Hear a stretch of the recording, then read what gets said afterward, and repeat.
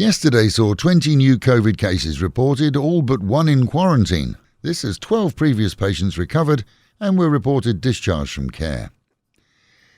In Samut Prakan, a local market has been closed for 3 days after a local vendor was discovered to have the Chinese-born virus herself. Oddly perhaps, as she's never been outside Thailand. 18 others who'd been in contact with her were also tested and found to be negative, and the 67-year-old woman is not in a serious condition. But obviously the question has been raised as to how she could possibly have contracted the virus in a country that reports virtually 0 cases within the community.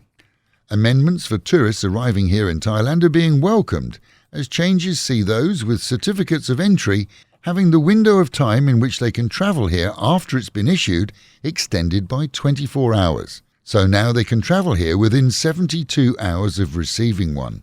And bigger news, as the list of countries from whence travellers can come to Thailand without visas for 30 days has been broadened to cover almost all countries previously allowed to do so before the COVID epidemic. Meanwhile at home and in Pattaya, eyebrows were raised following the flash storms this week that showed many points of the new drainage systems laid on the east side of the city actually pretty worthless. In some areas the drain manholes are actually not even in the roads themselves but separated from the tarmac by up to a metre of sand and dirt. In others, drains simply don't work. In many cases we saw flooding caused by water rising from manholes. And it's thought that certain city halls such as Pong will be dealing with the contractors as they have a heads up as to the value they're getting for their money now. For many locals, especially businesses, it's been a nightmare. Official notices were delivered to local bars and venues yesterday, reminding business owners of the alcohol sales ban this upcoming weekend. Sales in any type of business, from shops to bars, end on Saturday at 6 in the evening and can restart again on Sunday at 6 in the evening. The ban is standard procedure here under Thai law during elections, and this Sunday sees local elections nationwide for councillors, mayors and more. Fines for breaking the laws are high and simply not worth it, as you can be sure the police will be out and checking. Friday night is Smiler Night at the Oasis resort on the lake.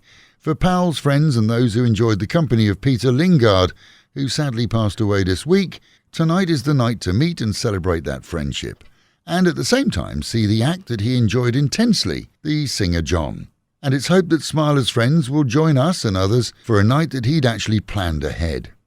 And with the reminder, mitts, masks and meters, wash your hands, wear a mask and keep social distancing, and the Met Office promising highs today of just 31 degrees, dropping down to 24 and a slight chance of rain. That is the local and national news from Fab FM. For videos and of course to keep up with Fabulous Pattaya, visit alwayspattaya.com.